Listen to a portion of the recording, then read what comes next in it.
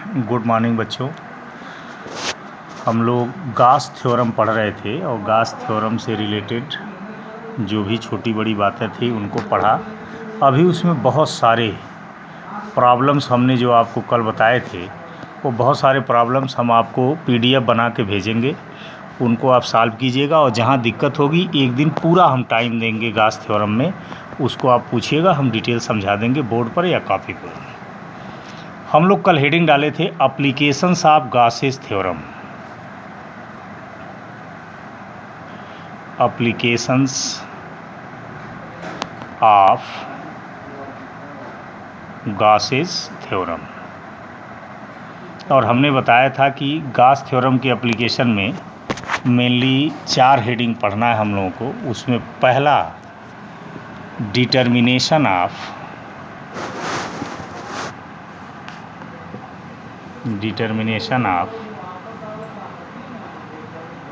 Intensity of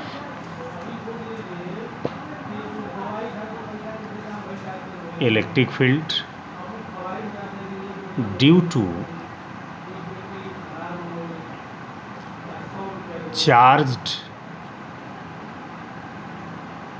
hello sphere, या charged hollow sphere की जगह चार्ज्ड स्फेरिकल शेल भी लिख सकते हो आप।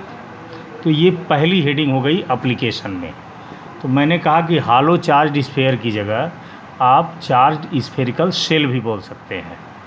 अब चार्ज्ड स्फेरिकल शेल के ड्यू टू इंटेंसिटी 3 जगह आपको निकालनी है, एक शेल के बाहर, एक शेल के सरफेस पर और एक शेल के भीतर। तो इसमें हम लोग पहला लिख लें E at a point outside of shell, at a point outside of shell, यानी शेल के बाहर हमें इंटेंसिटी निकालना है with help of Gauss theorem, क्योंकि ये गास थ्योरम का ही एप्लीकेशन है। अब जैसे मान लीजिए आपको एक स्फेरिकल शेल दिया गया और इसे आपने चार्ज किया है। तो जैसा कि हम बताए थे कि charge always resides on the outer surface of body. तो जब आप स्फेरिकल शेल को चार्ज करेंगे तो सारा चार्ज शेल के आउटर सरफेस पर स्टोर हो जाएगा। अब मान लीजिए शेल के आउटर सरफेस पर स्टोर हो गया चार्ज Q, ठीक है। अब इस शेल के सेंटर से R डिस्टेंस पर, स्मॉल r डिस्टेंस पर एक पॉइंट आपको P दिया गया जो शेल से बाहर है, और आपसे कहा गया P पॉइंट पर इंटेंसिटी निकालिए, ठीक है। तो ये चार्ज स्फेरिकल शेल हो गया और इस स्फेरिकल शेल पर चार्ज है टोटल Q, और स्फेरिकल शेल के सेंटर से R डिस्टेंस पर आपको एक पॉइंट P दिया गया, जो पॉइंट P देख रहे हैं आप शेल से बाहर है, और P पॉइंट पर इंटेंसिटी निकालना है। P पॉइंट पर इंटेंसिटी निकालने के लिए करेंगे क्या, ये स्टेप वाइज समझ लीजिए। और केवल इसमें नहीं, एप्लीकेशन में हमने बताया कि 4 एप्लीकेशन पढ़ने हैं, तो जितने एप्लीकेशंस पढ़ने हैं उन सारे एप्लीकेशंस में इन बात का यूज़ होगा जो हम आपको समझा रहे हैं। इसलिए इसमें कायदे से समझ लीजिए, और यही सारी चीज़ सारे एप्लीकेशन में यूज होगा, इसको याद कर लीजिए।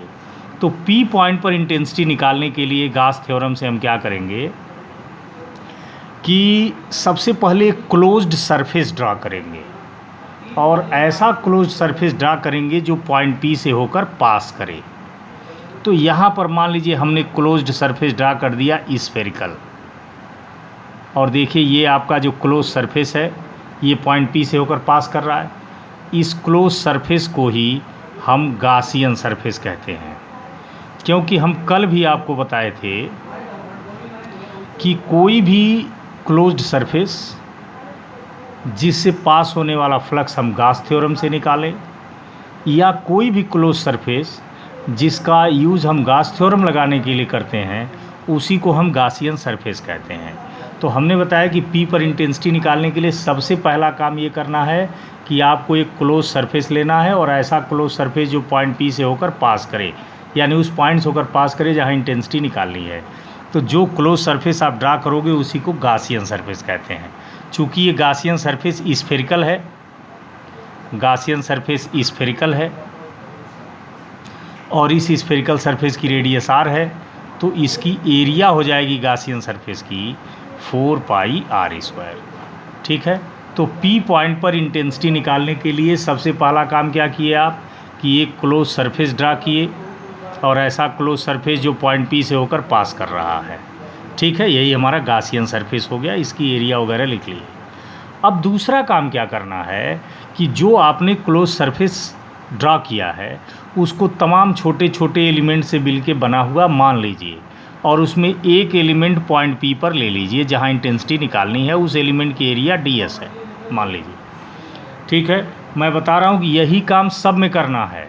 तो पहला चीज़ क्या बताया कि जिस पॉइंट पर इंटेंसिटी निकालनी है गाउस थ्योरम के हेल्प से, आप सबसे पहले एक ऐसा क्लोज सरफेस ड्रा करेंगे जो पॉइंट P से होकर पास करे। तो हमने ड्रा कर लिया, तो जो क्लोज सरफेस ड्रा करेंगे वही गासियन सरफेस हो जाएगा, उसकी एरिया हमने लिख दी। एक पहला काम हो गया। दूसरा काम हमने क्या बताया कि जो गासियन सरफेस आप ड्रा किए हो उसको तमाम छोटे छोटे एलिमेंट से मिल के बना मानना है, जिसमें एक छोटा एलिमेंट जिसकी एरिया ds हो उसी पॉइंट पर ले लीजिए जहाँ इंटेंसिटी निकालनी है। दो काम हो गया। तीसरा क्या करना है कि जहाँ पे एलिमेंट लिए होती इस एलिमेंट के एरिया वेक्टर का डायरेक्शन शो कर दीजिए, और यहाँ इंटेंसिटी का डायरेक्शन शो कर दीजिए।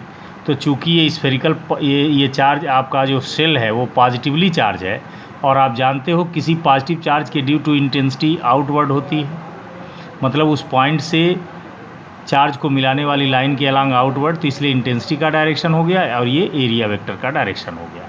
ये इतना फिगरल वर्क करना है। अब इसके बाद आप सीधे गाउस थ्योरम लगा दीजिए। तो यहाँ लिख देंगे फ्रॉम गाउसेस थ्योरम। ठीक है, तो गाउस थ्योरम आपका कहता है vector E dot vector D S is equal to Q upon epsilon naught, जहाँ क्यू गासियन सरफेस के भीतर का नेट चार्ज है। तो हमारे गासियन सरफेस के भीतर का नेट चार्ज क्यू है, गासियन सरफेस यही है हमारा ना, तो गासियन सरफेस के भीतर का नेट चार्ज क्यू है, इसलिए यहाँ गासियन सरफेस के भीतर का ही नेट चार्ज लेते हैं, क्यू ले लिया। अब आप इसको सॉल्व कीजिए, तो vector E dot D S को लिख सकते हैं E into D S into cos theta, जहाँ थीटा ई और डी एस के बीच का एंगल है। तो यहाँ फिगर में आप देख रहे हो ई और डी एस दोनों का डायरेक्शन सेम है, तो इनके बीच का एंगल 0 होगा, इसलिए यहाँ हम लिख देंगे कि cos 0 is equal to Q upon epsilon naught. अब ये आपका हो गया ई कास 0 की वैल्यू 1 होती है, तो ये हो गया E d S is equal to Q upon epsilon naught. E को बाहर कर दीजिए, तो ये हो गया integration of d S is equal to Q upon epsilon naught. Integration of d s means whole area, तो गासियन सरफेस की होल एरिया है 4 पाई आर स्क्वायर, इसलिए इंटीग्रेशन ऑफ डी एस की जगह 4 पाई आर स्क्वायर रख देंगे। तो ये हो गया आपका ई इंटीग्रेशन ऑफ डी एस की जगह 4 पाई आर स्क्वायर और इज इक्वल टू है क्यू अपॉन एप्साइलन नॉट। ठीक है, तो यहाँ से ई इज इक्वल टू हो जाएगा 4 पाई आर स्क्वायर को इधर कर दीजिए, तो ये हो गया Q upon 4 pi are square epsilon naught, या इसको थोड़ा सिस्टमेटिकली लिख देंगे तो 1/4 pi epsilon naught Q upon R square. तो किसी चार्ज स्फेरिकल सेल के ड्यू टू सेल के बाहर यानी आउट, सेल के बाहर किसी पॉइंट पर ये इंटेंसिटी का फार्मूला हो गया। ठीक है ना, तो किसी चार्ज स्फेरिकल सेल के ड्यू टू सेल के बाहर किसी पॉइंट पर इंटेंसिटी निकालना हो तो ये फार्मूला आप यूज कर सकते हो। अब हम लोग सेल के सरफेस पर निकालेंगे B at a point on the surface of shell. अभी हम सेल के बाहर किसी पॉइंट पर इंटेंसिटी निकाले थे, अब सेल के सरफेस पर किसी पॉइंट पर इंटेंसिटी निकालेंगे। अब जैसे मान लीजिए हमारा एक स्फेरिकल सेल है ये, और इसको आपने चार्ज किया है, ठीक है, और पूरे सेल पर चार्ज है क्यू। स्फेरिकल सेल की रेडियस हम मान ले रहे हैं कैपिटल आर, और सेल के सरफेस पर ही आपको एक पॉइंट हमने पी दे दिया और कहा यहाँ इंटेंसिटी बताइए। तो हमने अभी बताया है कि गास थ्योरम के हेल्प से कहीं भी इंटेंसिटी निकालना हो तो सबसे पहला काम कि आप एक क्लोज सरफेस ऐसा लीजिए जो उस पॉइंट से होकर पास करे जहाँ इंटेंसिटी निकालनी है। तो चूँकि यहाँ पर इंटेंसिटी हमें P पर निकालनी है, तो ये जो स्फेयर का सरफेस है यही हमारा गासियन सरफेस हो जाएगा। तो यही हमारा गासियन सरफेस हो जाएगा।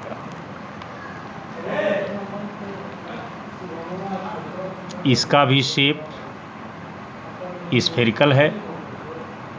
इसकी area 4 pi capital R square हो जाएगी। फिर दूसरा काम हमने क्या बताया था कि सेल को तमाम छोटे छोटे एलिमेंट से मिलके बना मानिए और उसमें एक एलिमेंट उसी पॉइंट पर ले लीजिए जहाँ इंटेंसिटी निकालनी है। तो हमने ले लिया छोटा सा एलिमेंट।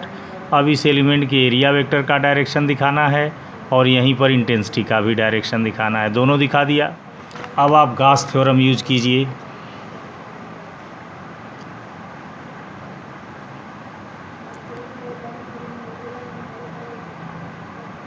From Gauss's theorem. तो गास थ्योरम क्या है? Vector E dot vector D S is equal to Q upon epsilon naught. तो फिर vector E dot D s की जगह E into D S into cos theta. तो यहाँ आप देख रहे हो थीटा की जगह 0 हो जाएगा क्योंकि ई और डी एस का डायरेक्शन सेम है। ये हो जाएगा क्यू अपॉन एप्साइलन नॉट। फिर जैसे पिछला सॉल्व किए थे तो E d S is equal to Q upon epsilon naught.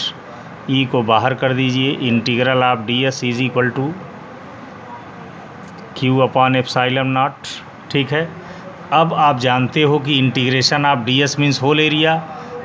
तो होल एरिया गासियन सरफेस की है 4 पाई आर स्क्वायर। यहाँ देखिए गासियन सरफेस की टोटल एरिया है 4 पाई आर स्क्वायर। तो ये हो जाएगा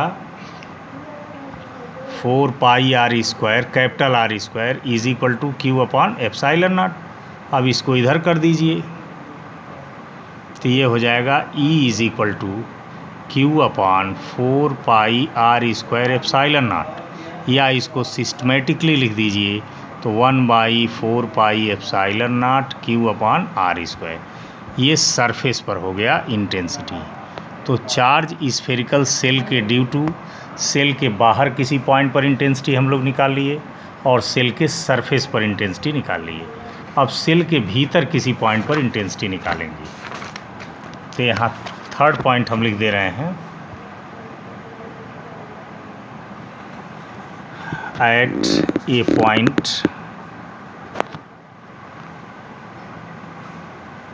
इनसाइड द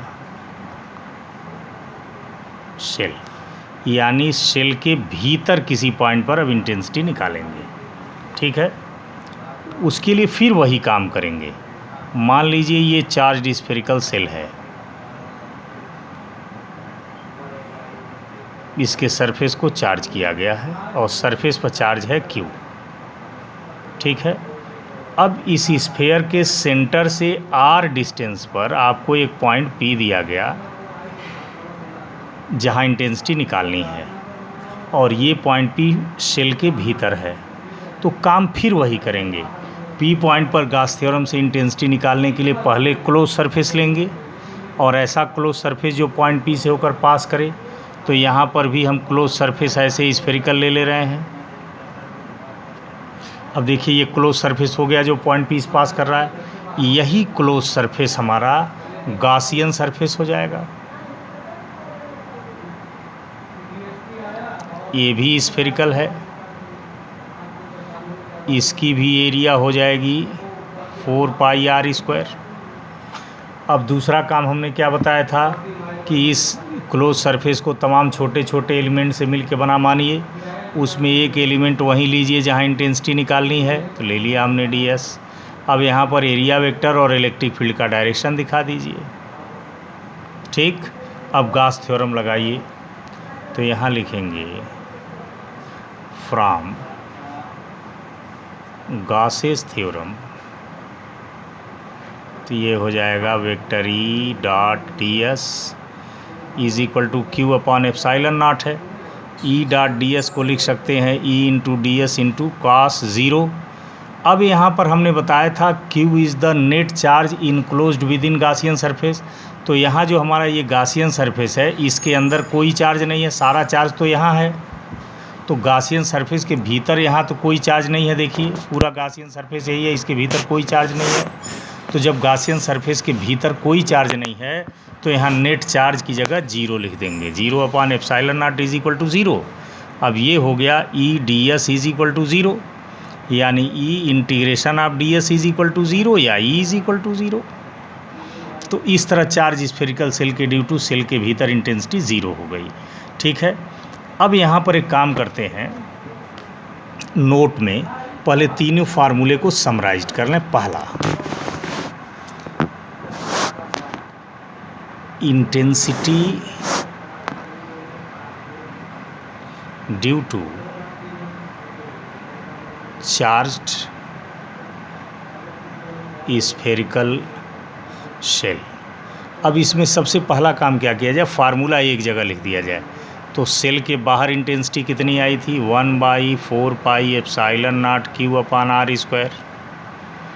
ठीक, सेल के सरफेस पर इंटेंसिटी 1/4πε0 Q/r²। सेल के भीतर इंटेंसिटी 0 आई थी। तो एक जगह हमने फार्मूला समराइज्ड कर दिया। अब दूसरी चीज़ पूछा जाता है कि चार्ज स्फेरिकल सेल के ड्यू टू इंटेंसिटी और डिस्टेंस में ग्राफ खींचिए।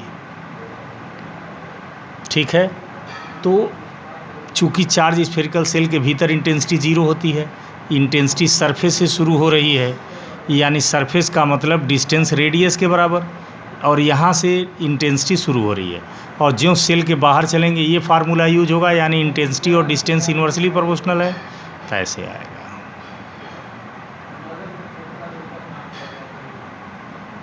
यानी सरफेस पर इंटेंसिटी मैक्सिमम होगी, उसके बाद लगातार इंटेंसिटी घटती जाएगी।